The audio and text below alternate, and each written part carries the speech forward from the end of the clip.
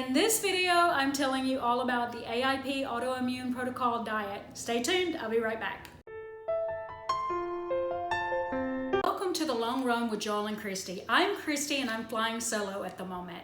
If you've been following us for a little while, you may have caught a video from me that's titled Health Goals 2020. I'll link it right here. In that video, I said that I was going to try the AIP Autoimmune Protocol Diet, and I explained why I felt that it was a good idea for me to try it and how I didn't feel like it was just another diet.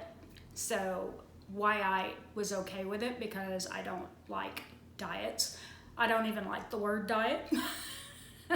Just saying. But anyway, if you caught that, then you may be wondering how it's going. Maybe you have some more questions about AIP. So in this video, I'm going to share with you what the AIP Autoimmune Protocol is, a little more in-depth description of it, and I'm also going to tell you exactly how far I've gotten into that diet. Before we get started on the topic of the video, I just want to thank any of my returning subscribers and people who've just been watching our videos. We appreciate you more than you know. We are a small channel, and the more that you comment and like and share our videos, you are helping our channel grow so that more people will get maybe some tips for how to live healthy on a budget by learning something from what we are doing.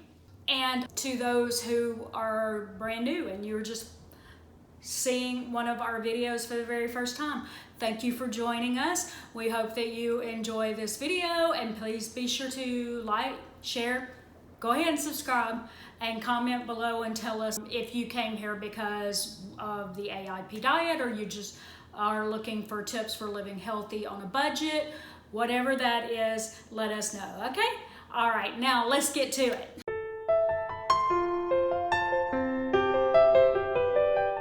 First, I'm going to tell you, I don't know if it's going to have this flipped backwards because I'm using my cell phone, so I don't know what I'm catching exactly. But anyway, this is the book that I'm using for recipes and also information. It's called the Autoimmune Protocol Made Simple Cookbook. Okay, so the first thing that I want to talk to you about, there are a lot of people who have autoimmune diseases, and I do not feel that I have an autoimmune disease, just because a lot of the symptoms that I'm having don't really fall into any disease category. The ones that I experience are fatigue, restless leg syndrome, and skin sensitivities. So it's not necessarily a certain disease that I think that I have, but I am hoping that the AIP Autoimmune Protocol will help me address some of those issues, maybe figure out if there's a food item that causes it. Which, man, I have been dealing with some of these things for 30 years, so it'd be really nice to know that there was an answer that would fix all this, as simple as don't eat that food anymore.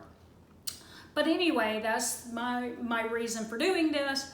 I wanted to tell you first, when it comes to autoimmune illnesses, this book talks about, for an autoimmune disease to develop, a combination of factors need to be present.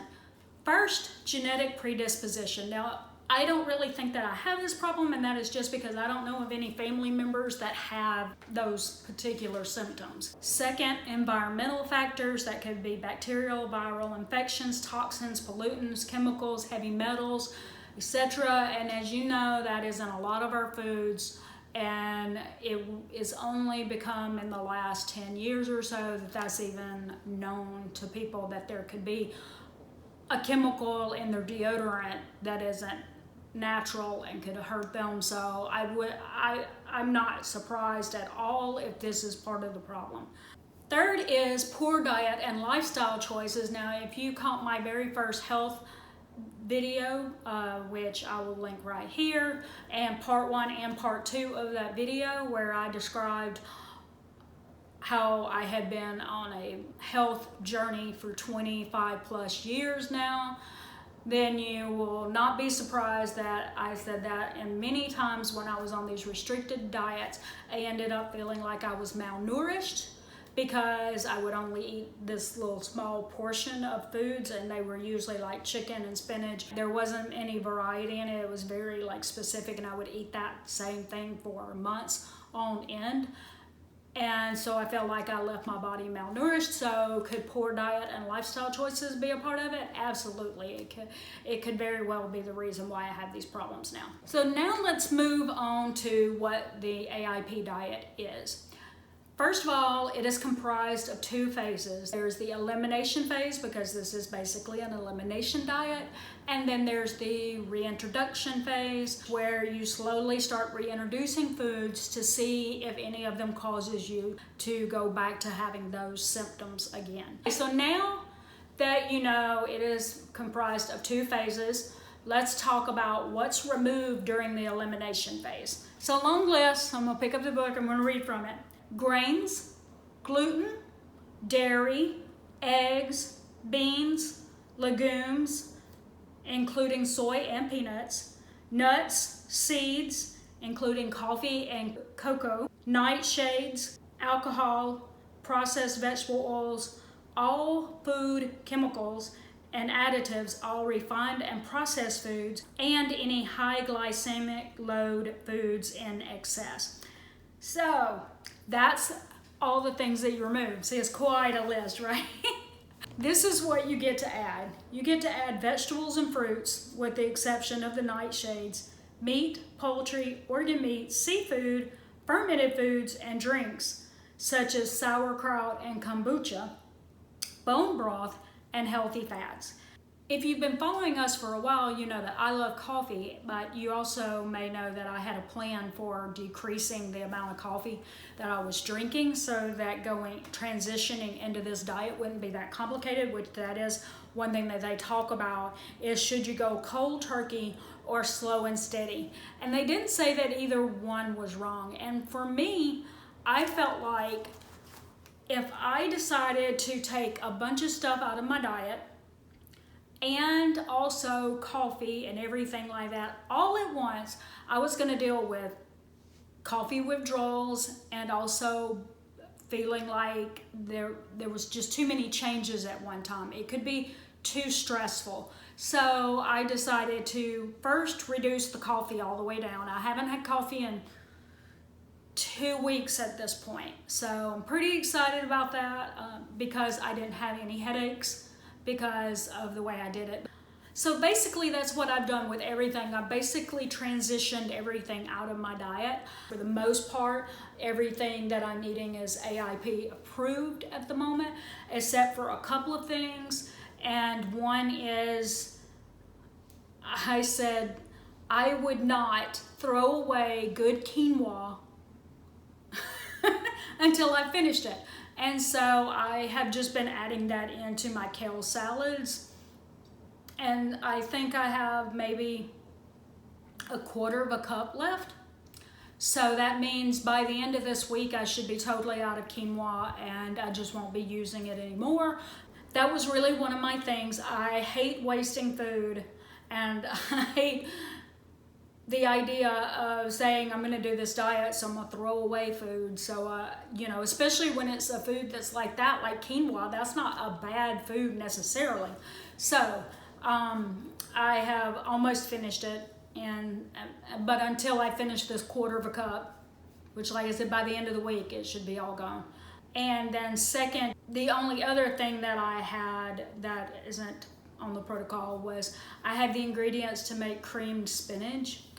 And that is a keto version of cream spinach. So the things that it has in it that I'm not supposed to have is sour cream and cream cheese. And so I have like 1 serving of that left. And so I'll probably have that finished tomorrow. And then at that point, I will be completely and totally on the protocol. So you may be wondering, what are you eating? Well, besides those 2 things that I just said that I'm not supposed to be eating, I drink bone broth every morning. So far, I've been doing a turkey veggie skillet for breakfast, unless I do a smoothie. For lunch, I do a kale salad. And for dinner, I usually either have a beef veggie skillet, or I have a baked sweet potato and I put like chicken and broccoli and Brussels sprouts on the side. And so that is, I felt, if you think about what I just said I'm eating, you realize that's a lot of fiber in my diet. And so what I'm saying is I haven't really had a lot of hunger for anything else. So staying on it has been relatively easy. I have had a couple of challenges. One challenge is that last weekend in the city of Houston, there was a water main break. Now, I don't know how much that got out into the national news, so you may not know that this even happened, but it flooded the streets, and it also meant that they said that we needed to boil our water, and that was like almost a day and a half, I think, that we had to boil our water. And you may wonder, what's that got to do with the diet? And I'll say, it just made it challenging to keep my dishes clean so that I could continue, because that was the days that I should have been prepping my food. And I was like, I don't know, you'd have to boil the water just to wash off the zucchinis and things like that. So it got me, I was like a day and a half behind on food prep. And I was like scraping the barrel of my refrigerator looking for things that were approved to eat. And second reason why it's just been challenging is just finding that time. Because after I come home with a grocery haul, I have to record that grocery haul and then upload it and edit together a video of the grocery haul. And at the same time, I need to be food prepping so that the food don't go bad in the refrigerator. So I still haven't quite figured out the nuances of how to make that all happen. So, I mean, it's just challenging. The food prep is the hardest thing to find time for. Okay, so hopefully you enjoyed getting to know a little bit more about the AIP diet and how I'm progressing so far.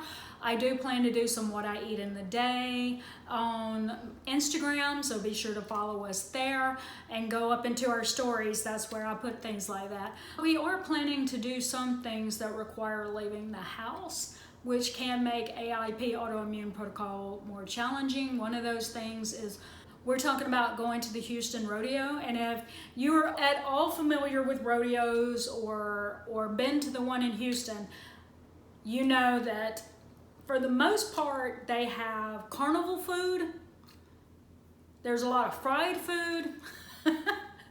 So it may be kind of challenging, but we are trying to we're talking about maybe trying to record some of us at the Houston rodeo there, you know, at the carnival, things like that, maybe what I decide to eat.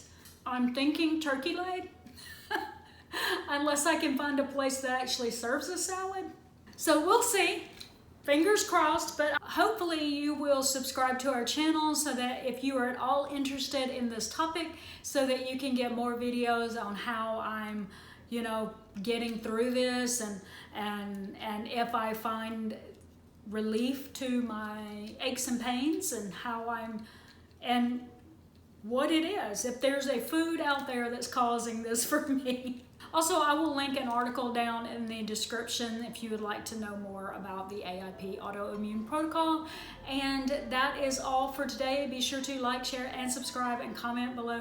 Thank you again for joining us. And be sure to also catch the videos that are floating around on the screen right now so that you can get to know us a little bit better. And until next time, from the Long Run with Joel and Christy, this is Christy saying bye.